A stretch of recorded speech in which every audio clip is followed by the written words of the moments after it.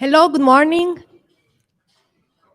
Thanks everybody to join us during these breakfast sessions that is sponsored by Livanova. I am Chiara Orsini. I am the Global Director of the Essence launch. The reason for this session is because this year we are launching the Essence perfusion system, the new perfusion system that we have developed thanks to the collaboration of more than 300 perfusionists across the globe.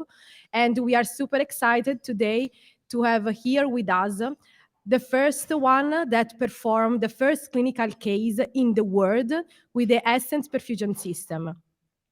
Henri van Huegten is one of the co-founder of the Heartbeat Perfusion Group that is working at the Catharina Hospital in Eindhoven, and they performed their first clinical case last year in December.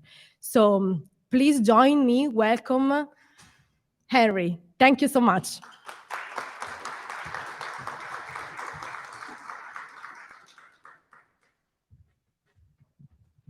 So good morning.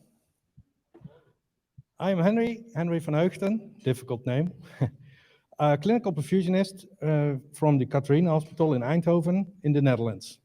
I'm a co-owner of Heartbeat, an independent group of perfusionists serving in more than 5 hospitals in our country and performing over almost 1/3 of the total Dutch cardiothoracic surgery population.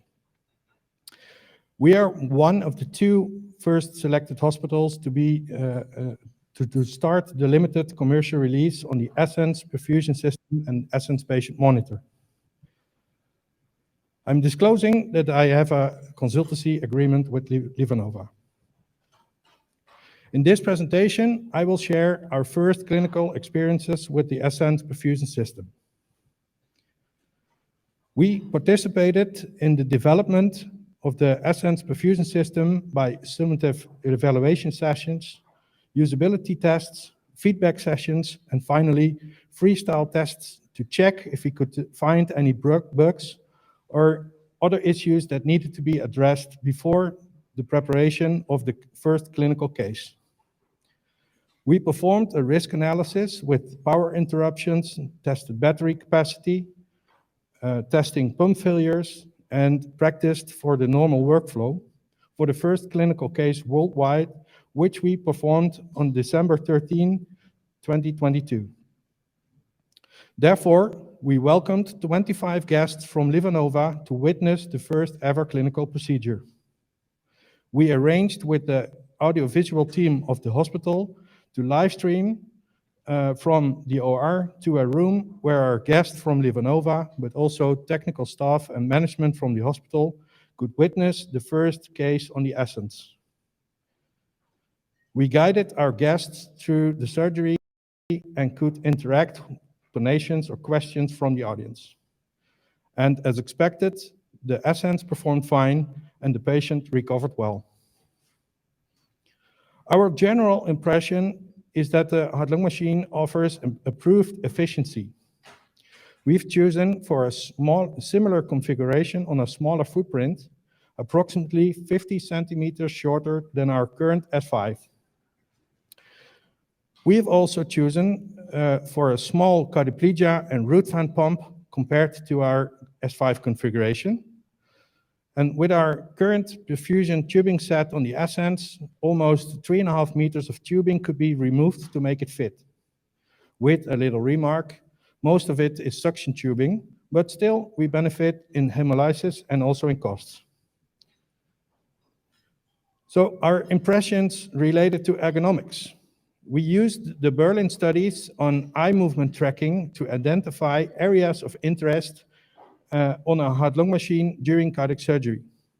The areas of interest change during perfusion.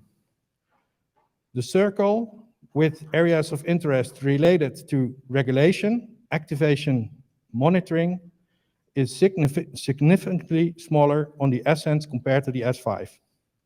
When we take the blood gas monitoring and the data registration into account, the circle increases but still remains smaller on the S5. In our department, the cockpit is considered as the example for ergonomic improvement by all users. It is a central control and monitoring unit for efficient regulation of blood flow, gas flow, and oxygen content, cardioplegia dose administration, and the perfusion timers. One knob has one control. In combination with the color-coded rings, I think mistakes are very unlikely. In pre-bypass mode, the safety checks for most important sensors and gas flow can be performed from the cockpit. The safety checks can be skipped in case of emergency, but when performed, they are registered in the Ascens patient monitor. As we identify the control, monitoring, dynamic, and navigation area, we can almost completely run a case from the cockpit alone. The cockpit provides a calm overview, and colors only appear to attract attention. For example, in low, medium, and high-level alarms, or the cardioplegia screen, there is a blue button to start the cardioplegia dose administration. All alarms can be seen in an easy accessible alarm overview that does not overlap any other necessary information. A practical new feature that also improves accuracy of data recording is to adapt the perfusion timers in the cockpit in case you forgot to activate them.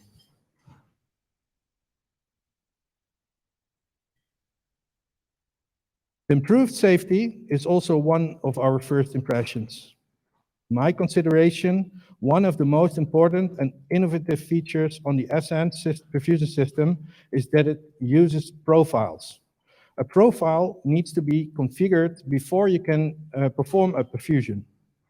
In a profile, every pump gets a role, which defines its function. Depending on its function of the pump, sensor functions are linked to that pump. For example, an arterial pump is linked to pressure, flow, and bubble sensor. And in case of a role change during a procedure, in an unlikely event of a pump failure, a spare pump can be renamed as an arterial pump. And with this role change, all sensor functions change to the new pump as well. And the data of the pump appear in the exact same place where the previous arterial pump data was registered, like flow, rotations, and pressure, to keep the patient data intact. In addition, in different profiles, the same pump can have different roles and different sensors, different limits without changing any connection, which will definitely reduce the risk of error. Here is a comparison between our S5 and the Ascens machine. It's shown for 3 different items regarding efficiency. Cable management is more easy and more efficient with different cable clips and roofs that doesn't allow blood to spill on the cables. Also, the cable management in the cable box. In this picture, it shows the cable box of the heart-lung machine we used for the limited commercial release. Much nicer than trying to put all the cables in the housing in the housing of the S5. One component I immediately liked was the double extension arm. The double extension arm is a robust and offers stability to the different components that are hanging on that arm. The S5, our oxygenator and venous reservoir were hanging in a 15-degree angle compared to the S5 base. Compared to the HLM base due to all the weight. In the Ascens, it's now all hanging nice and straight. It's not surprising that in an open structure with mast-mounted pumps, the Ascens offers better cleaning possibilities, different than in the second picture of our S5 that shows a random lifted pump in our department. This is certainly not an advertisement of our cleaning skills, but it's also a simple reality that not always pumps are lifted to check for spillage. And I think we are not alone in this. Also, the pump support caps, in addition to the cable clips and roofs you saw earlier, contribute to an improved hygiene and prevent blood spillage in places where it's hard to clean. The interface connection and power supply for the external devices are positioned in the vertical cabinet instead of down in the base. Our hospital recently changed to Philips OR monitors. This now enables us to import the data from the OR monitor into the Ascens patient monitor. The important data into our patient dataset improves the completeness of the patient dataset and facilitates in data research projects. In case of a power interruption, the battery of the Ascens is available to support for the circulation. External devices have to rely on their own separate power supply. And although not present in this picture, also a remote connection for the heater cooler is present in the cabinet. This is the main menu screen of the Ascens patient monitor. In the new Ascens, this is the new user interface, and it controls like a tablet app. So you can easily swipe and scroll in time.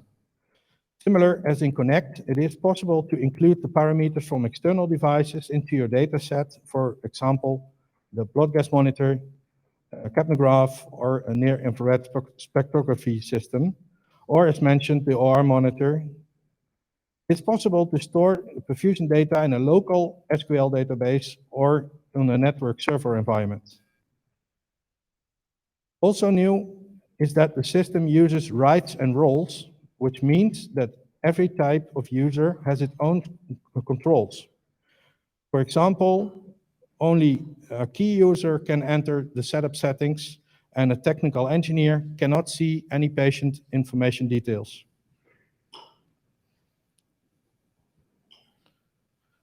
In the right lower corner, you can also see there is a button to obfuscate the patient health information. This is the standard view during surgery. At the top, you can see the customizable bar of real-time values. At the left top, there are the hardware timers, which are similar as the Connect system. At the left bottom, you can see the case assist menu, where you can switch from pre-bypass to bypass and post-bypass mode, containing the case information of the patient, info, checklists, etc. In the middle section, there is the charting area. And on the right side, you can change the views of the charting area from graph to table to lab results, quality indicators, and also GDP parameters. And at the bottom, there are event entry marker buttons to give context to the recorded parameters. Oh, sorry.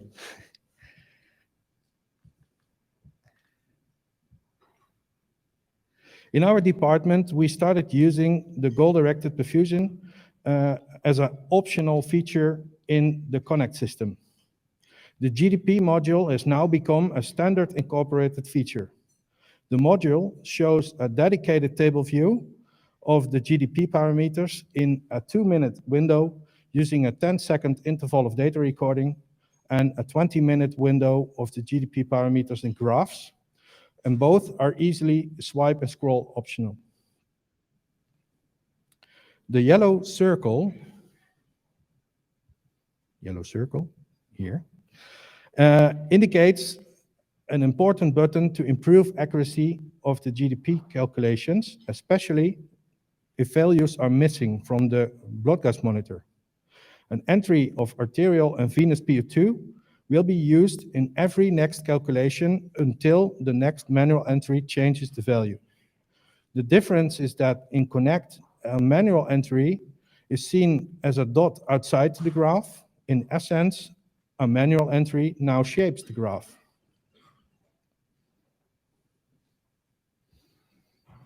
I would like to take you along our journey in the implementation of the GDP therapy in our department. I will try to address some of the issues that we encountered. Over the years, our cardiac index times body surface area perfusion standard changed towards our goal-directed perfusion strategy, which provides more detailed information about patient metabolic needs. The perfusionist role now changed from keeping the patient alive during cardiac surgery towards providing a patient-tailored approach by acting on the aerobic and anaerobic metabolism. Our ultimate goal is improving patient outcome and reducing ICU stay and hospital stay.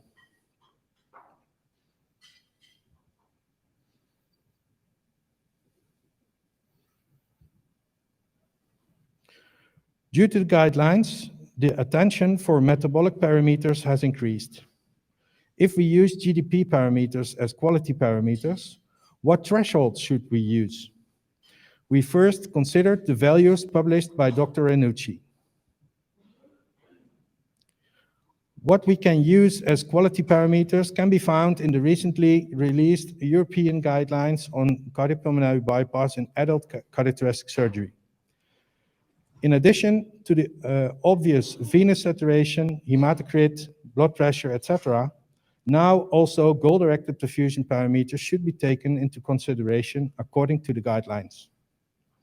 VCO2, which is CO2 production, DO2, the oxygen delivery, and oxygen extraction ratio, which is the VO2 divided by the DO2, have a level of evidence B class of recommendation 2A, which means that, in fact, you really should use it.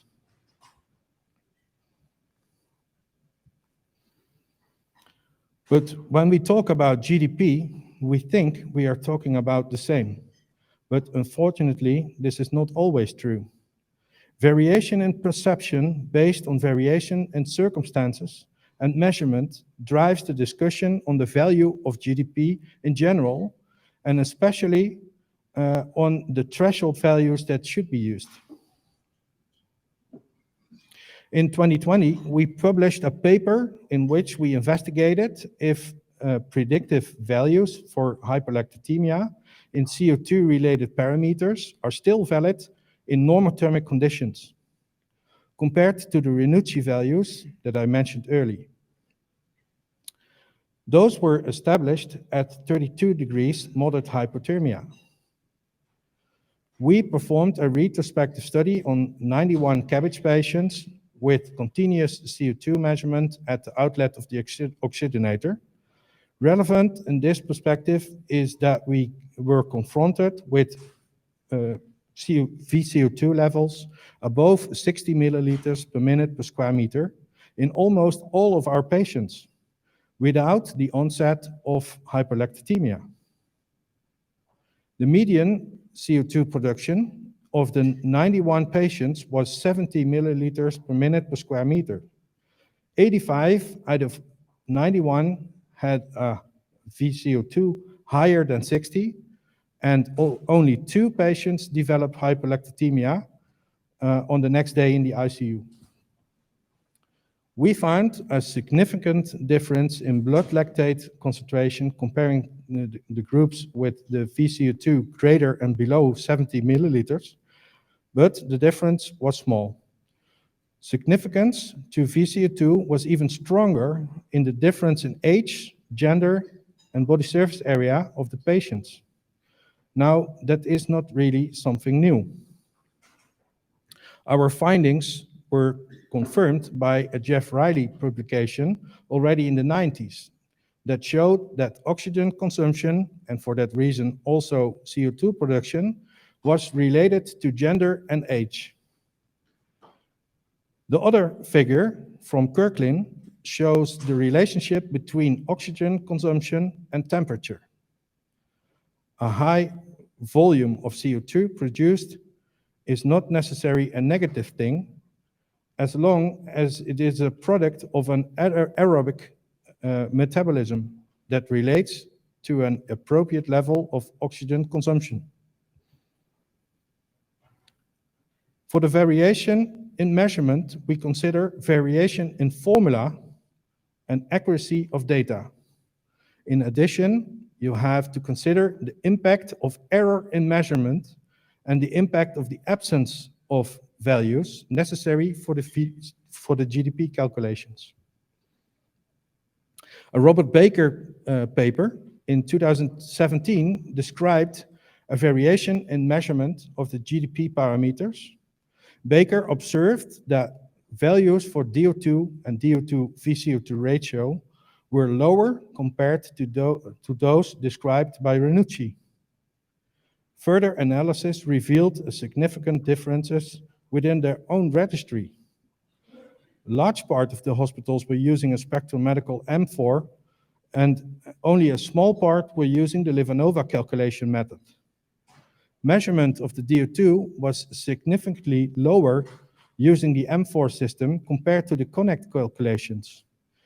Differences were even more pronounced for the VCO2 when comparing calculations of the Connect system with the M4 system.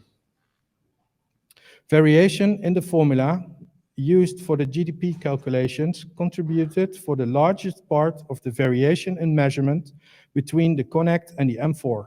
But which one is true? This led to our concerns about accuracy of data.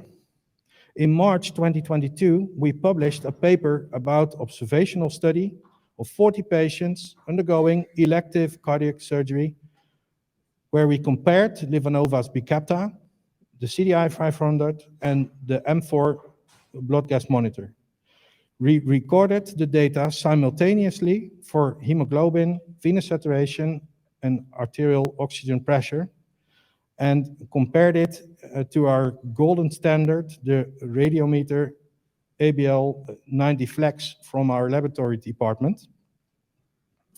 The results were also checked to the Clinical Laboratory Improvement Amendments, the CLIA guidelines. The demographics represent an average group of patients for our department.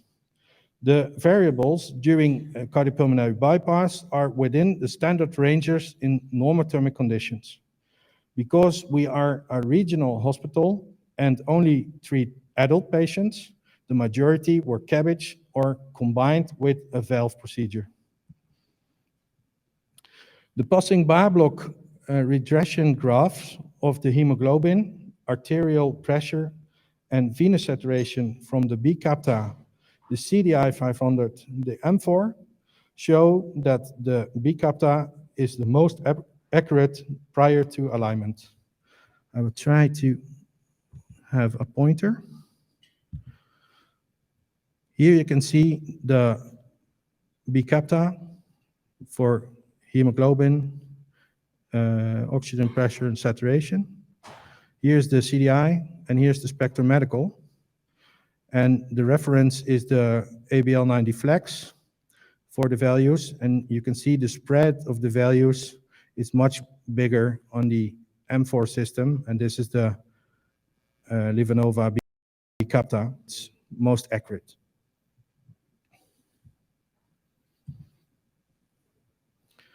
This shows the deviation from the CLIA guidelines for each device before and after alignment. The Livanova B-Capta is the only device that operates within the CLIA guidelines prior to alignment, which prevents a blind period compared to the CDI 500, which prescribes in alignment in the IFU, and the M4. Post-alignment, the Livanova B-Capta performs within the 5% range of the CLIA guidelines, and before and after alignment, the M4 has the biggest deviation from the CLIA guidelines. For those who are starting to use GDP, be aware of the source and accuracy of data. Offsets can be created by many circumstances. Take-home message of the GDP message is trash in is trash out.